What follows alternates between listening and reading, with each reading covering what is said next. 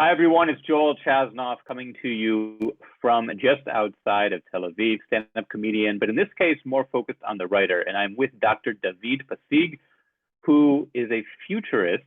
That's right. He actually studies the future, but he's also a longtime friend. And we're going to talk a little bit about the future of Israel, not just Israel's past. So the first thing I want to ask you, David, and we're on a first name basis, is the last time we spoke. This was, I think, in 2010. Your book, The Future Code, had just come out, and you talked about how every country needs an ethos.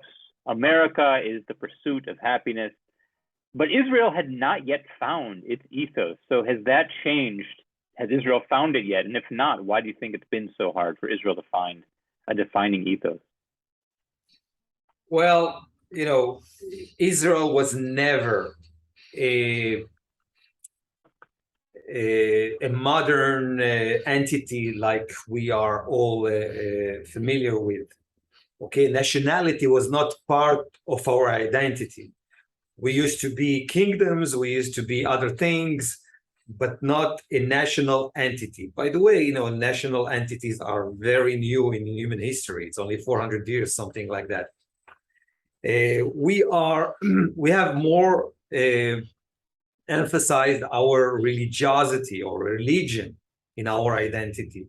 So like any other national entity, we need to define the raison d'etre of our nationality, okay? Now, we are trying to do it already for quite a while, since the Zionist movement has started its journey in history. But most of the thinkers could not come up with something that is very definite, very clear, very unique to the Jewish people. It needs to be, any nation needs to have something that is really special or very much different from the other nationalities. Otherwise, let's just all be all together as one entity, and that's it. Some people really are still thinking about that vision in the future. So this is why we are in kind of troubles, because we were trying to define Israel as a Jewish state. Now, how do you define a Jewish state? What is it? It was never, there was no such a thing in Jewish history. Okay, we were a Jewish kingdom. We were a Jewish, federation of tribes, etc., etc. So we are at the crossroad in Jewish history in which we are trying to add another layer to our definition as a group, and we are having troubles. Most of the countries, most of the nations in the 20th century came out with something unique. Okay, the French came with the paternité, égalité, etc., etc. The Americans came up with the personal freedom. Okay, it's not the pursuit of happiness. Everybody is in the pursuit of happiness, and everybody was trying to contribute to human history another facet of what is it exactly to be human. And most of the nations that did it successfully became very successful in history in the 19th, 18th, and up to the 21st century. And at that crossroad, we are at the moment. And we need to define what is it the raison d'etre of a national Israeli entity that combines, of course, the Jews and the Jewish religion and the Muslims and the Christians. Everybody is Israeli. And we have to come up with a new idea that will resonate within and without, and will be our ID in the international arena.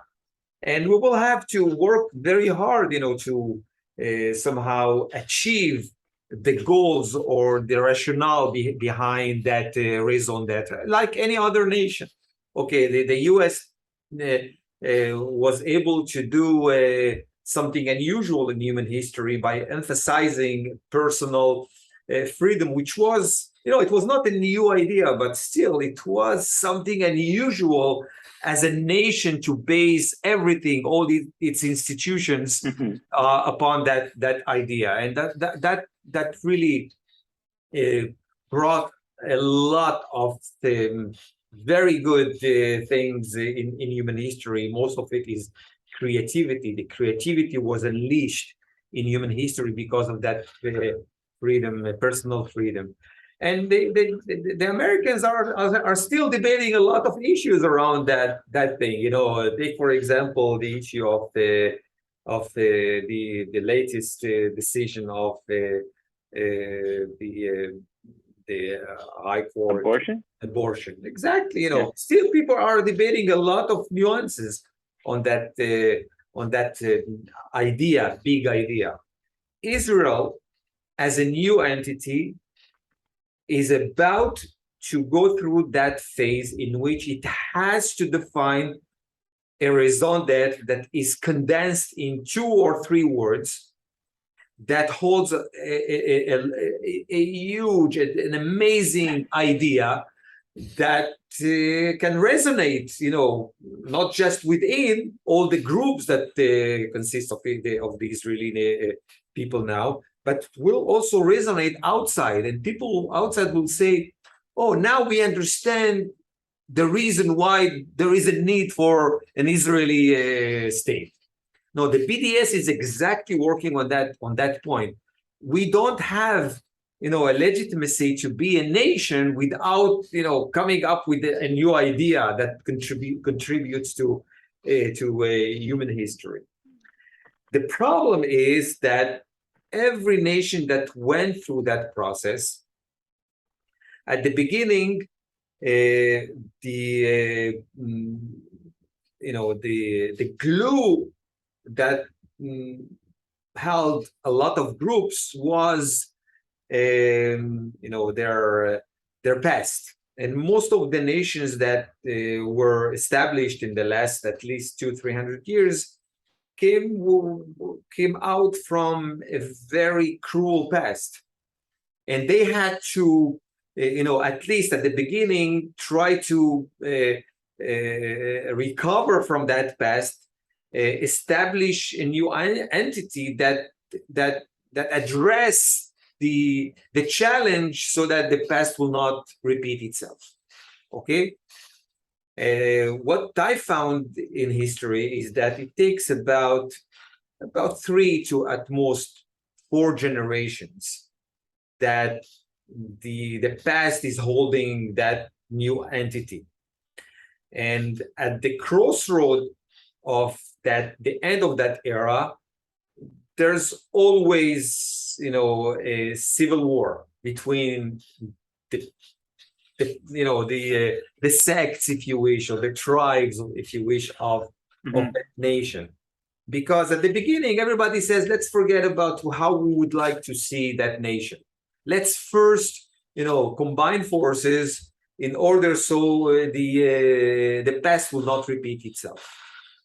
Okay, but at the end, after 3-4 generations, everybody would like to go back to their main idea. So in Israel, the Haredim would like to have a halachic state. The kibbutznikim would like to have a socialist kind of state.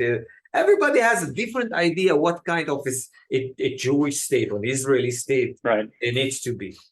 So at that point, everybody, when the everything is established and the past cannot anymore somehow repeat itself, then people start thinking of it. And now we can go back to our main and original vision of what should be an Israeli Jewish state with 20% of minorities. Okay, and at that point, the groups in Israel, people like the tribes. I don't like that terminology. The groups are colliding back, and most of the time there is a civil war. After the civil war, after the shock of a civil war, and by the way, it starts always with the assassination of leaders. Okay, and after the civil war, people say, "Oh my God, what are we doing?" And then the new generation come up with a new idea, okay, around which that entity starts reorganizing itself towards the future, not repeating the past. And so where are we with Israel? With Rabin? Was Rabin ushering in? Exactly. The assassination of Rabin was the beginning of that process, the beginning of the third generation or the third generation. Now we are entering the fourth generation era. In that era, the tension between the group is really accumulating, and we see it. Everybody says it. The Haredim have a different idea of what kind of a state they would like to see. The Zionists, the liberals, everybody is having a different idea. And so what's the solution? Where do you see it going? So I'm trying to a little bit. I'm really trying to be as much as possible humble here. Contribute something so that we will not experience a civil war. That's my goal, as which is not so easy goal. Okay, no. Because there is logic how things are evolving, how societies, how nationalities are evolving, and it's very hard to avoid stages of that logic. But still, I'm trying to bring the flames down as much as possible. So what I'm trying to say is, before we go through that devastating phase of civil war, and civil war doesn't have to be an American civil war of 800,000 casualties and millions of people with physical difficulties after that. So the idea is that let's try avoid that phase, and I'm trying to contribute an idea that might resonate within and without, as what might be the reason, the future reason for such an entity. Okay, and in my late book, which is called The Fifth Fiasco, in which I'm saying that if we will not be able to overcome this phase, we already went through 4 phases in Jewish history, and each epoch started with a lot of ideas, and at the end it was a disaster. So what I'm saying is that if we will be proactive in history and think out loud and come up with new ideas that will at least not repeat the mistakes we did 4 times in Jewish history, we might avoid the 5th fiasco of Jewish history, and we might avoid the most important thing at the moment is we might avoid a kind of a civil war. It doesn't have to be, again, as like the American Civil War or the French Civil War. Even, the killing of 30 people because clashes between groups might be devastating, and our offsprings will have first to overcome the trauma and then come up with new ideas. So is there one idea, is there one thing we can say we should now start doing in order to prevent this civil war or the 5th fiasco? Is there one solution we can start to cling to? Yeah, well, in my book, I'm trying to, first of all, define the formula. How do nations generate those kind of ideas. Okay, we need first a formula because other nations have already done it. Some nations did it already very successfully, others not so successfully. So there is a formula how you generate, how a nation generates an idea. That's one thing. And then I'm giving an example of an idea, okay, that might resonate within and without, but I'm stressing it's just an example of an idea. It has to be a huge, it's a big idea. By the way, the biggest idea of the Jews in the 19th and 20th century was Zionism.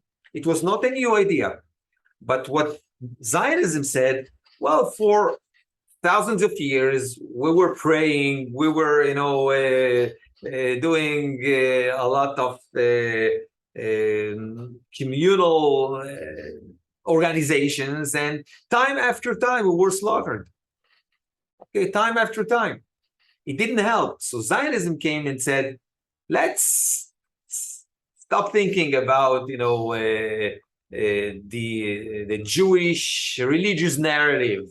Let's take a proactive stand in history. And what Zionism did was taking a new modern tool, which is diplomacy, in order to establish a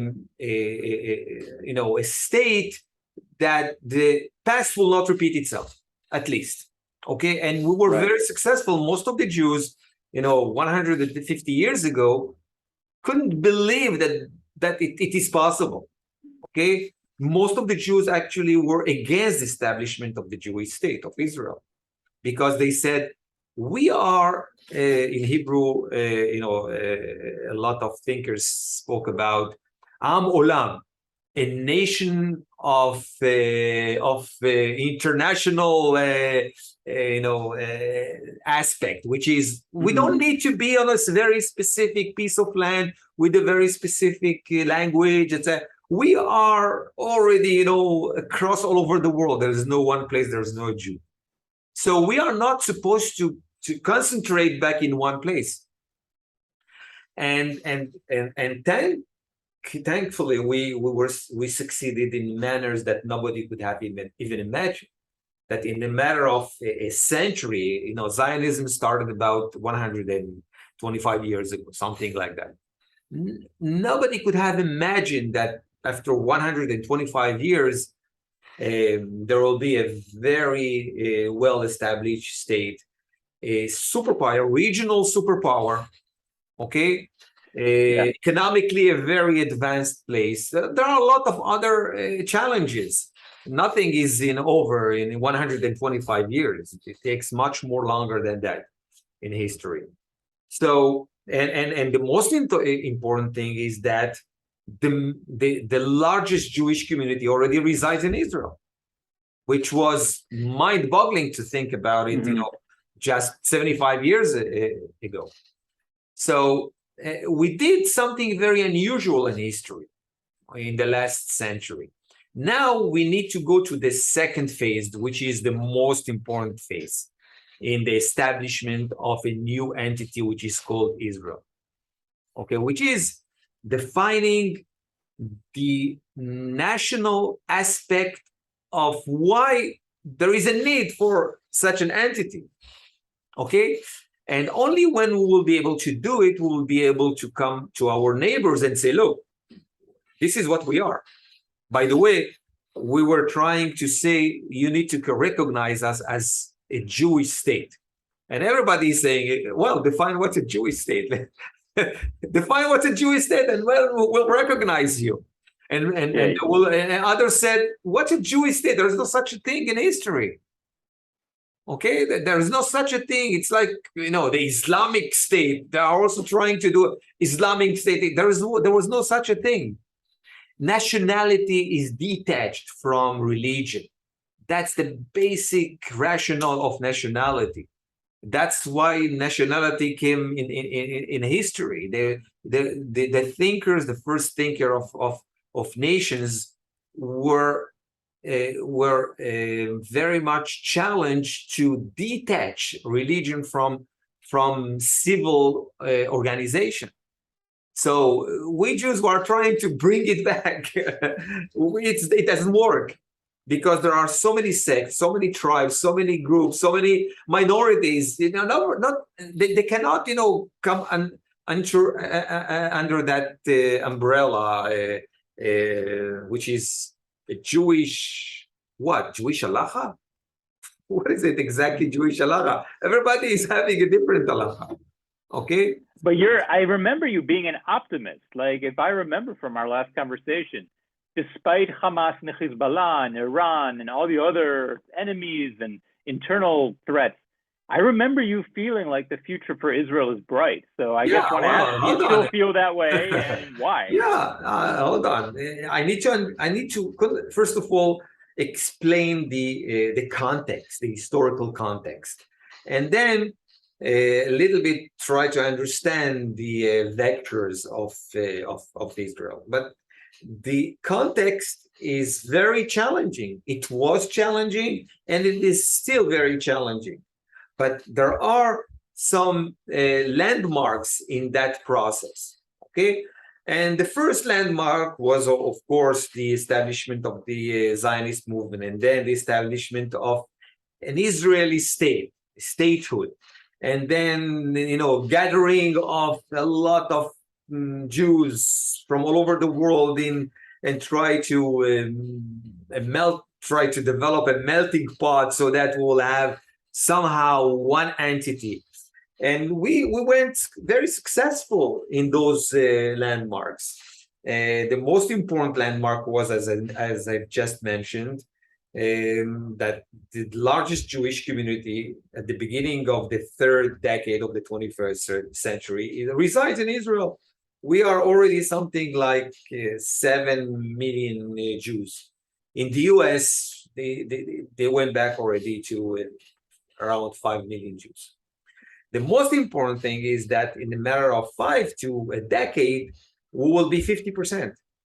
And the reasons are, of course, first of all, the fertility rate of the Israelis, which is around 3 kids for each female. And the other negative reason that it's happening is what's happening all over the Jewish world with assimilation. In the US, we're speaking already that more than 60% of Jews are assimilating. Okay, so if a Jewish couple have less than 2 kids, we know that one of them will cease to be Jewish in one generation. Okay, so all those things are combining so that by in a matter of a decade will be 50%. But the most important landmark is in 30 years in which something like 70% of the Jews will reside in Israel. And, wow. By the end of the 21st century, there will be around 20 million Jews in Israel. That piece of land was never, by the way, these are the UN numbers. I think it will be more than that. All right. So it will be about 20 million Jews in Israel, another 4 million minorities. Okay. And then that will be something like 80% of world Jewry will reside in Israel. There will be another 4 million probably residing across the world. But in a matter of 2 centuries, we're going to reverse Jewish history of the last 2 millennia. This is the context. And it's a historical context. We are living through it, and we really don't see how immense, how unusual this phenomena is. And we are debating, and we are, constantly clashing with each other. But that's exactly what's happening. We came to a point that our forefathers were dreaming about, to establish a nation, okay, a peoplehood that is cohesive, with no tribes because the tribes were a devastating phenomena in Jewish history. Kingdoms were a devastating phenomena in Jewish history. And of course, we are trying for the first time after let's say 3,500 years from the beginning of this entity, we are trying to establish a cohesive group of people with the same language, with a common culture somehow, with basic ideas of religious ideas, and with the nationality that was never part of our definition. So this is something immense. It doesn't take, 75 years to do. If we will be successful to do it in a matter of 200 years, that will be a phenomenon in human history. A phenomenon. Wow. So now think about it that we are already now the core, if you wish, of Jewishness. The creative things that are happening, the most profound debates of exactly who we are not happening elsewhere. They are happening now in Israel. And that's why it's so difficult for everybody now in Israel, because you have to take part of it. You cannot say, I don't care. Okay? Yeah. There's no such a thing as being neutral in Israel. You have to take side. You have to take side. And when you take side, like any other Jew in history, you are so a believer in your side that you think everybody is a fake. And they are going to destroy, and they are going to bring havoc, and everybody is to blame besides you, because you believe of what you think you believe on.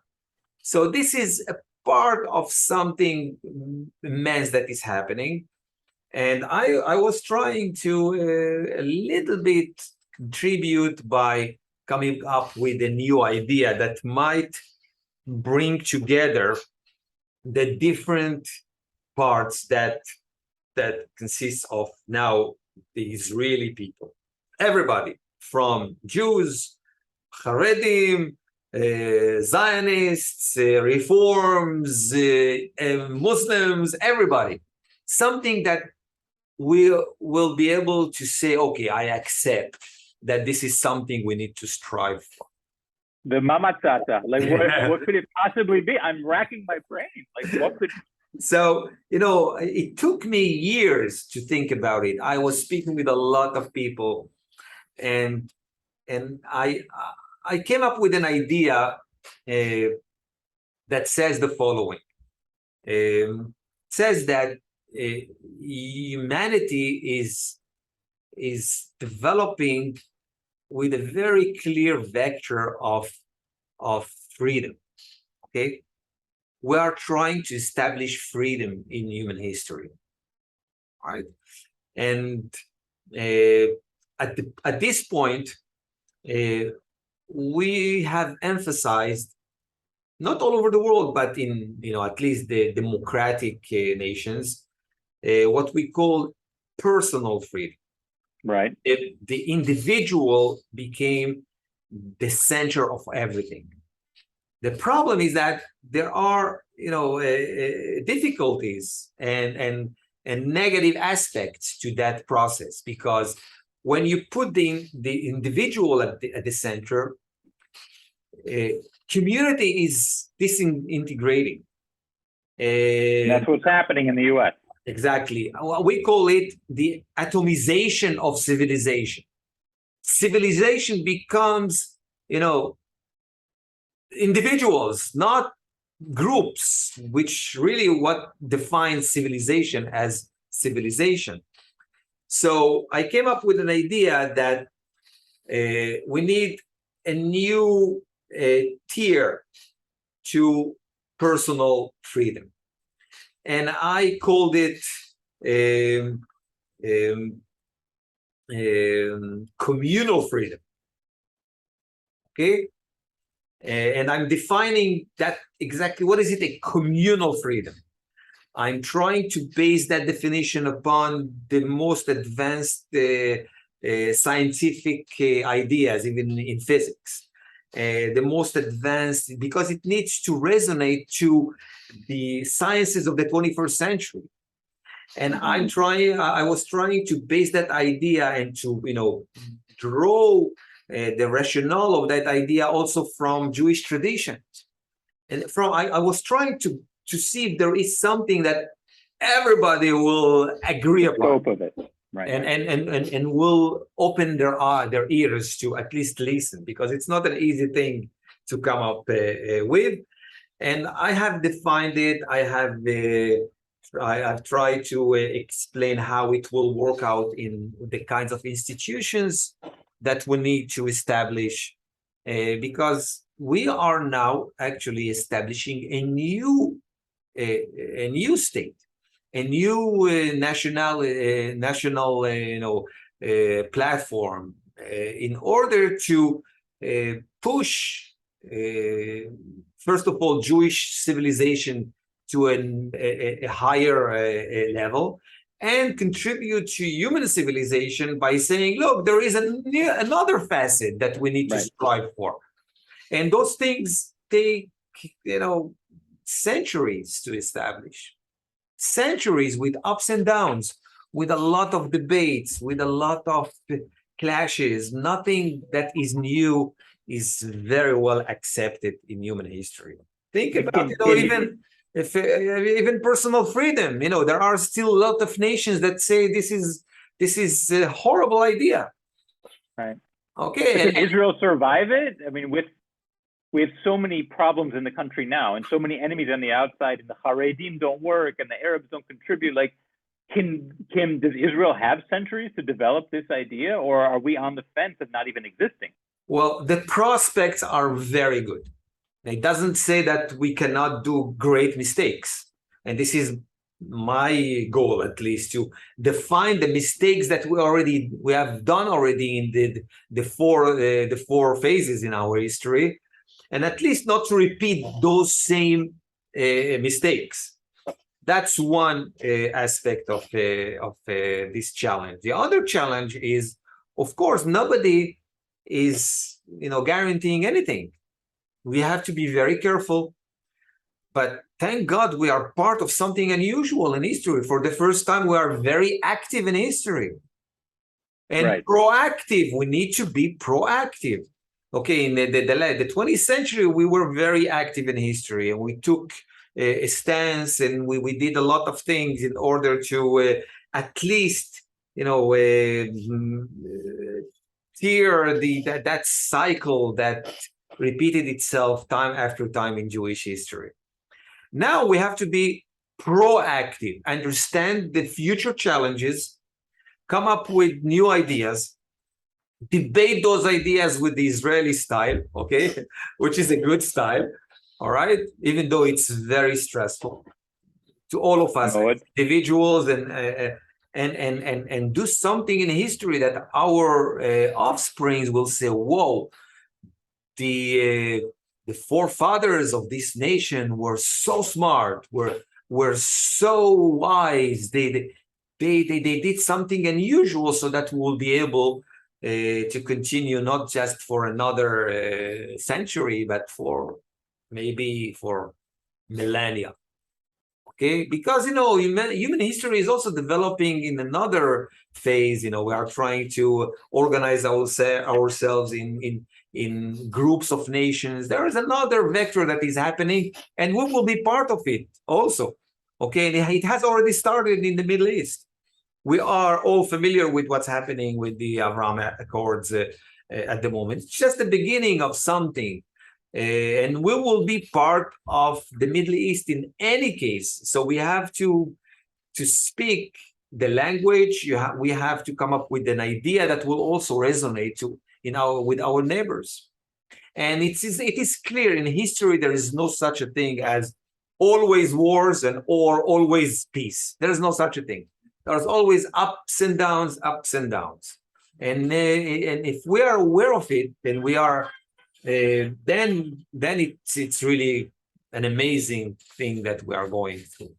So I'm still very optimistic because there was no such a time in Jewish history so full of prospects, so demanding, but still, Israel is doing it in a manner that everybody is shocked, and the awe is amazing if you are just trying to understand what's happening. The problem is that we are so small that we don't see historical processes, and we see only the noise.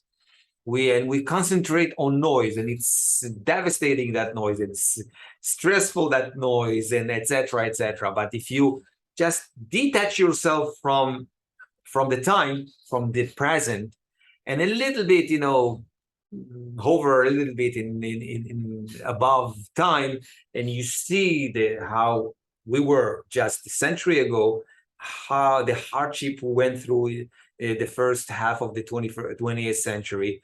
You see the second half of the 20th century. You see the beginning of the 21st century. The vector is very clear, unless we will do a terrible mistake. And nothing is still, guaranteed.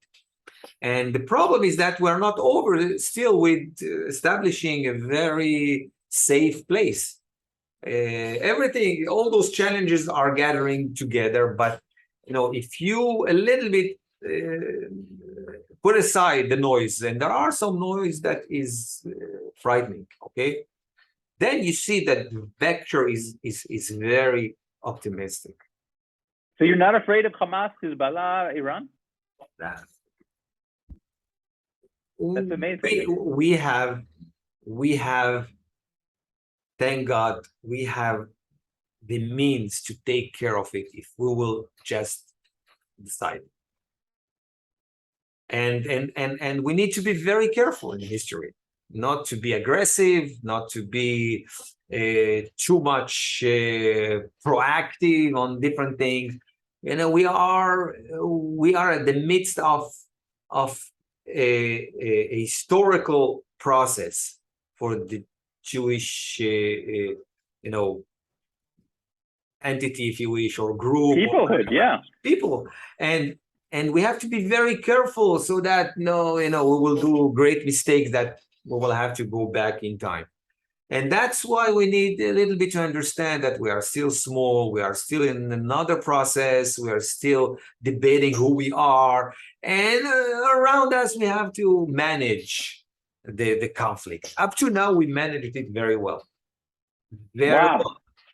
Very, very well. Okay? It doesn't say that we don't have casualties, it doesn't say, but generally speaking, I think that what we see nowadays, if somebody would have said it a century ago, first of all, they will not believe that it might, develop that way. But the most important thing is that it will be probably so optimistic that people would have just, said impossible. What, that Israel could survive among these enemies? Exactly.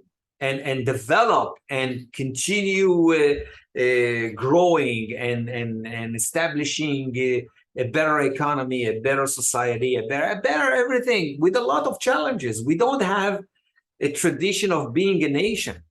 We are a very, very, childish entity in terms of nationality, and we're doing a lot of mistakes, and we don't have tradition, and we are still debating other huge things about who we are. But all these chaotic things that are happening, we are doing very well. Very, very well, even, not just very well. We are a regional, some people say it's not only a regional superpower, it's much more than regional superpower. And who could have believed that this is what will happen? With a lot of help from many other entities and from Jews all over the world, but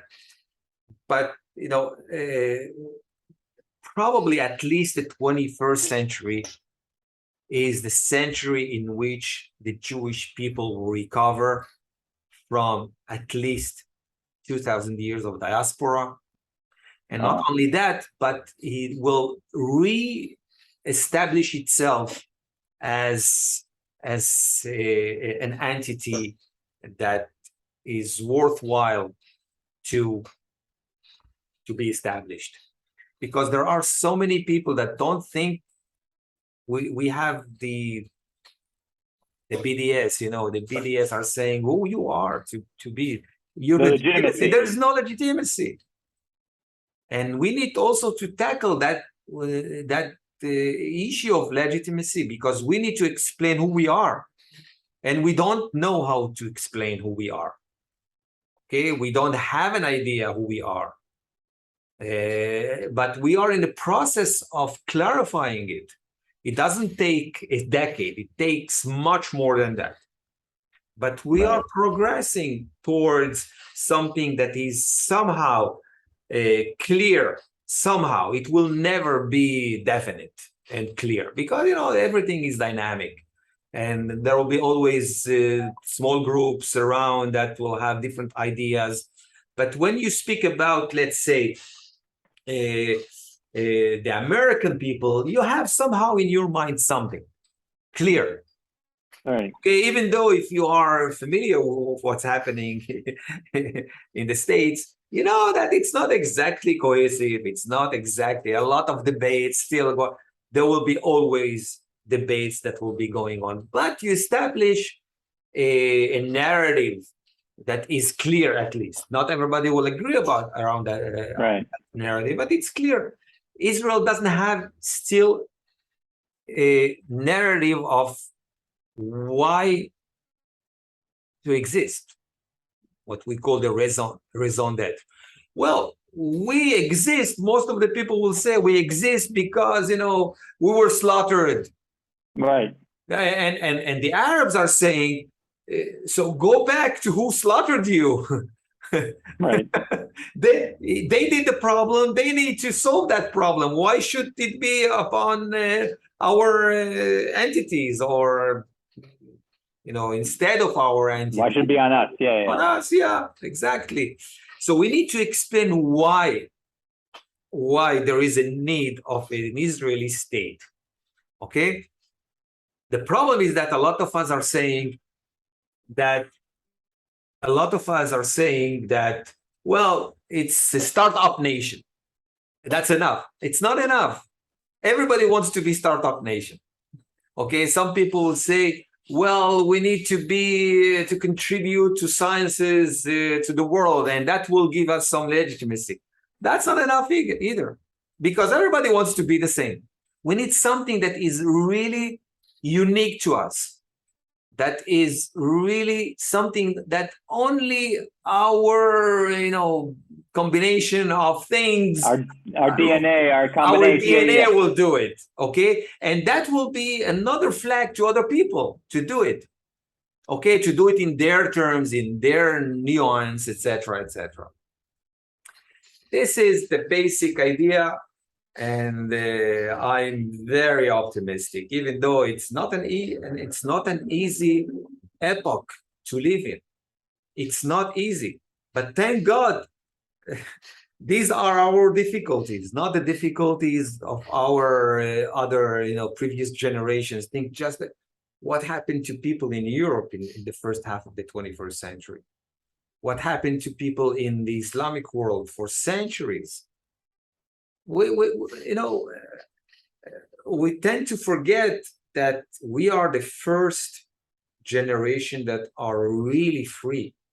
Our kids are so, are so free that they can go wherever they want in the world, almost. There was no such a thing. Okay, our mind is free. Not just our mind is free. We have a base. I can go to anywhere in the world. I know that if something happens, I have where to go back. I know if something happens to me, some entity will try to take care of me somehow. There was no such a thing in history. It's incredible. When you phrase it like that, it's incredible. And the most important thing, I believe, is that mindset of a base really gives us the opportunity to be much more creative in whatever we're doing. Because the Israelis don't have the plan B of what if something will happen.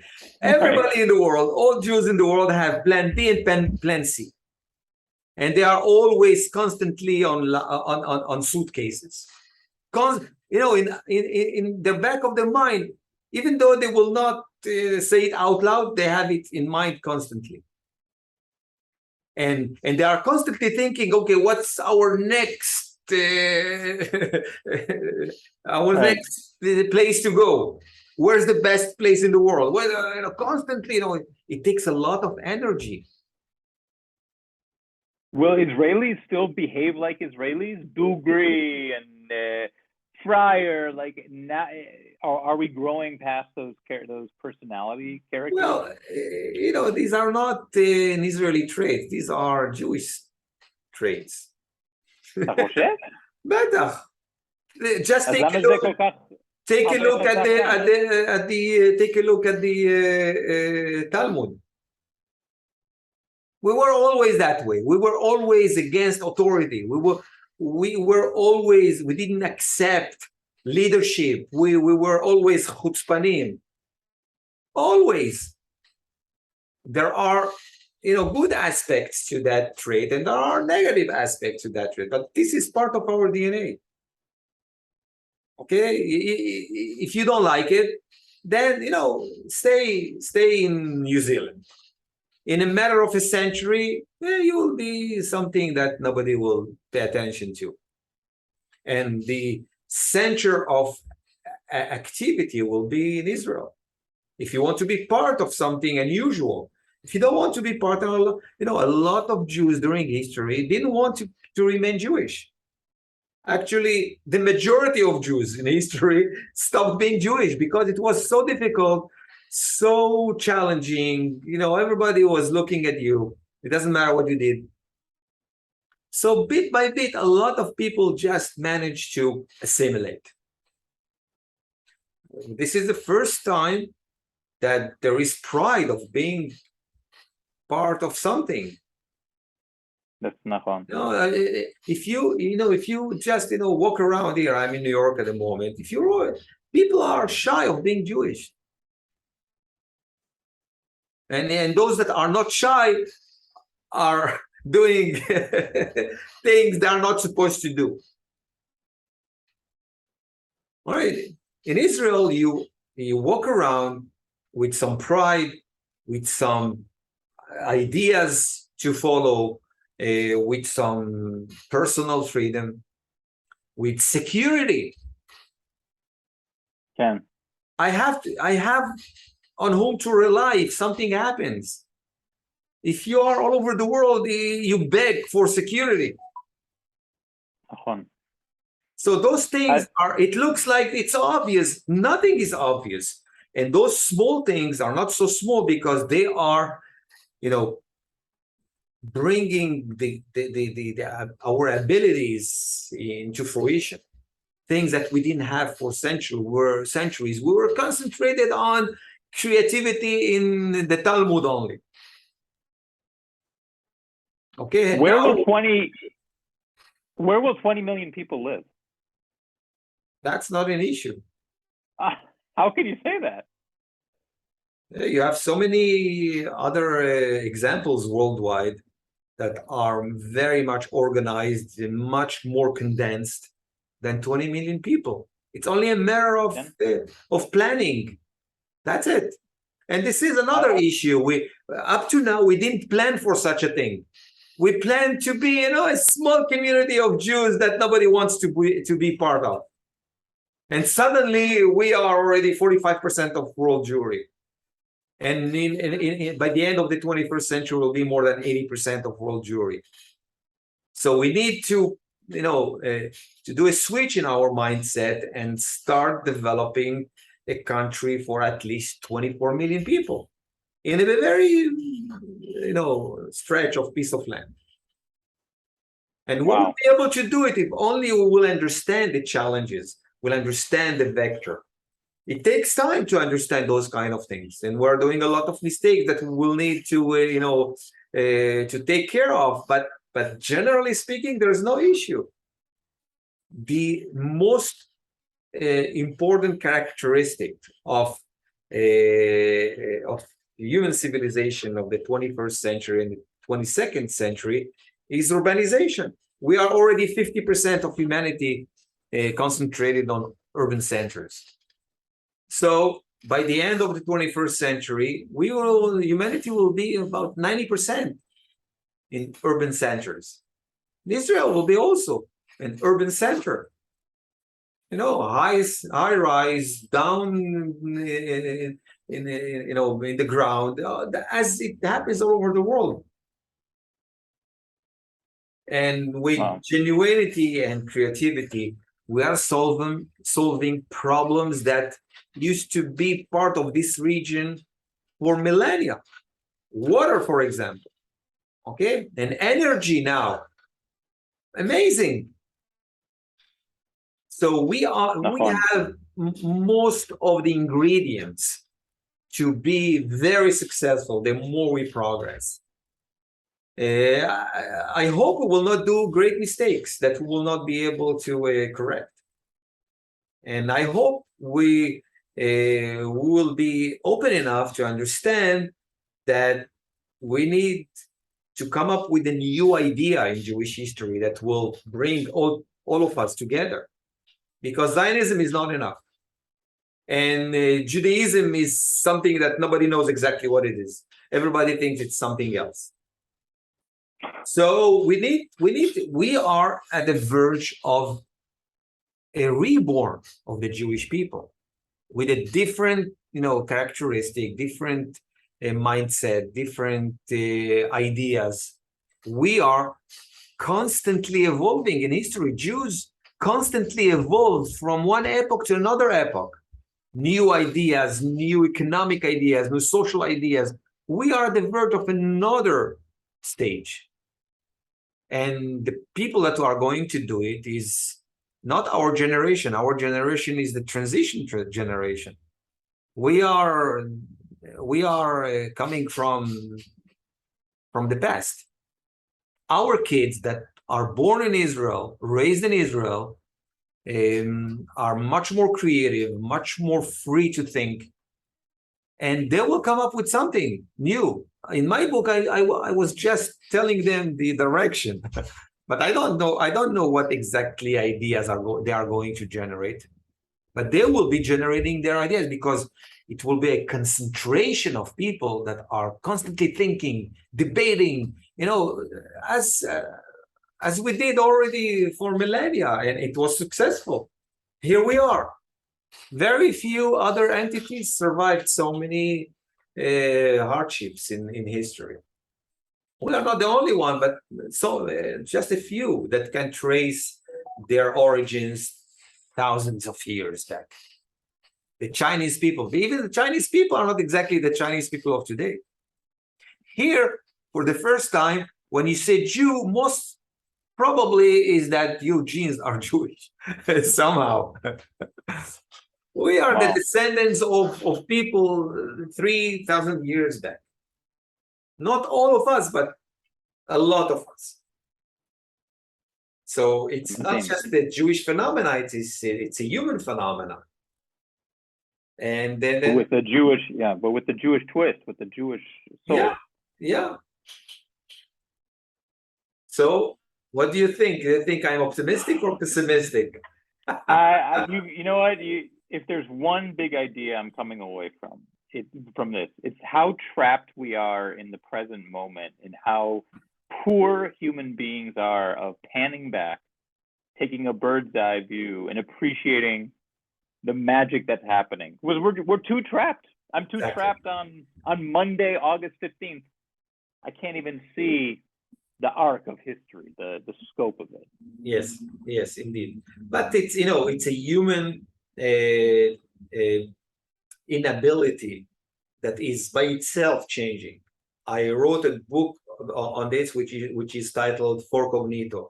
I'm saying that our neurons are also developing in a way that humanity will be able to think about the future in manners they couldn't do forever. Wow. So we are also in a kind of evolution as a species, being able to detach ourselves from the constraints of the present, look forward far as possible, and come back to the present to see the present in a different way, in order to be much more active in the present and effective in our actions in the present. That's the whole idea. And it looks like we as a species are developing that cognitive biology and abilities, and it can be taught. That's exactly future studies. And in my book, I'm analyzing the neurology of futures thinking and how it's evolving. וואו. זה מדהים. אני מרגיש כזה קטן עכשיו, זה הבאסה. No, on the contrary, don't feel small. You feel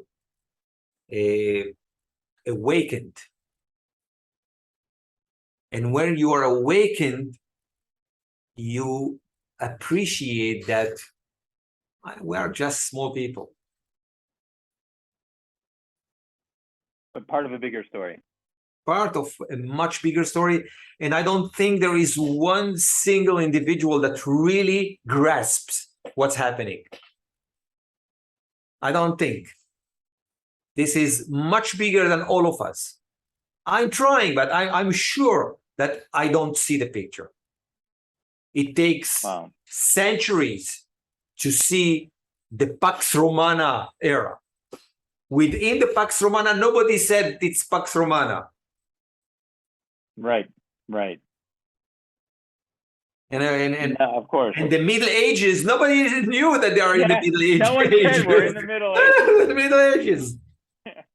You know, only centuries later you understand, you analyze, you research, you know, and you try to understand the main characteristics of the era. The main characteristic of this era in Jewish history is that for the first time, we are not a bunch, no, we are not a bunch of tribes that are competing. Mm-hmm. We are not in a kind of political organization of a kingdom. We are in a kind of organization which is called at the moment democracy. Okay, which means that the people are the source of authority, of wisdom, not some kind of leaders that were, took leadership because of family ties or whatever.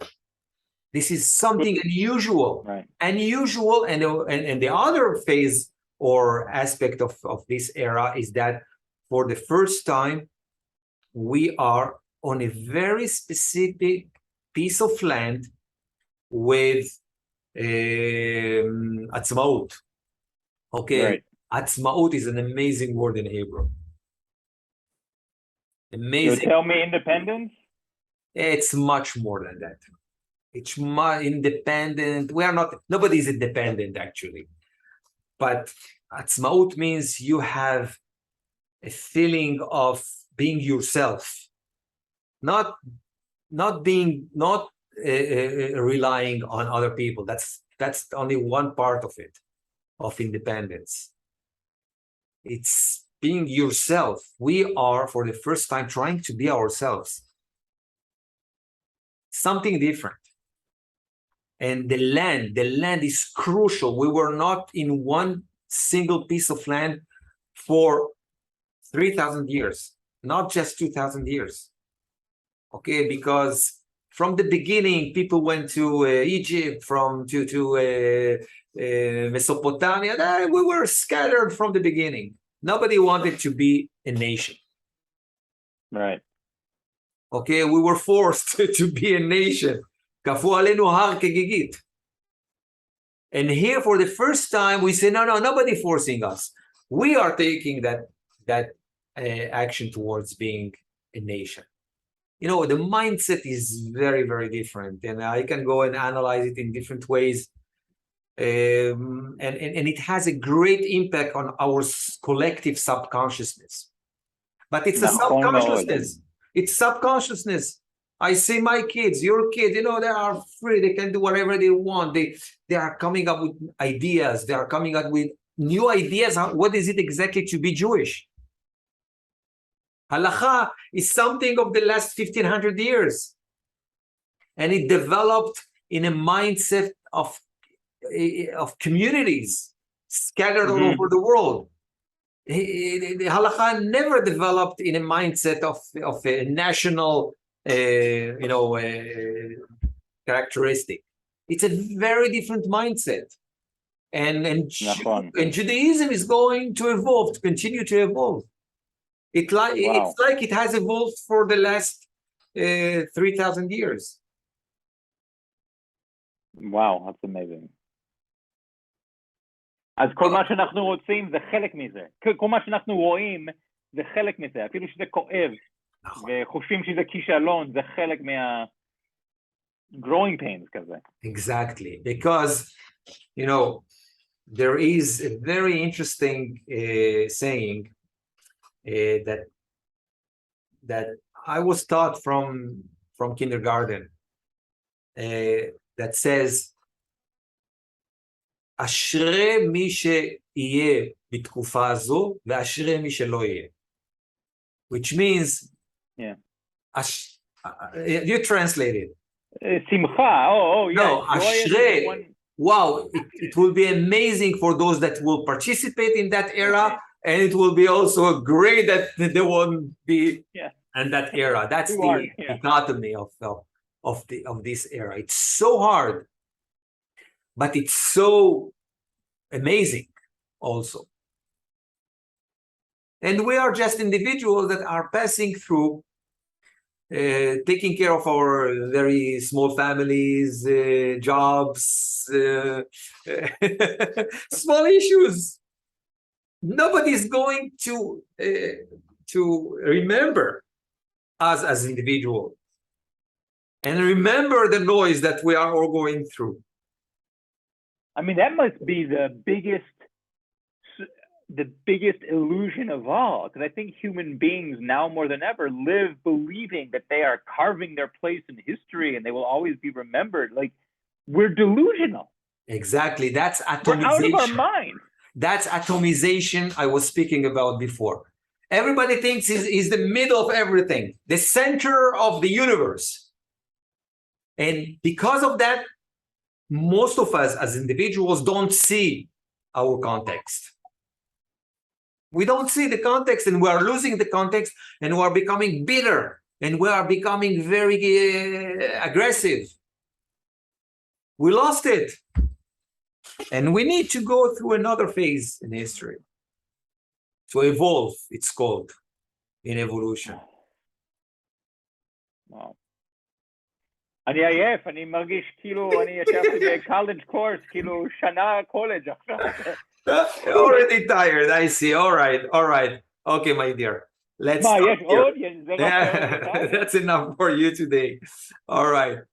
I think you'll be able to write somehow of it. If you want me to go over it, I'll appreciate it. I'll take it. I'll take it from here. This is amazing stuff. Thank you so much for the time.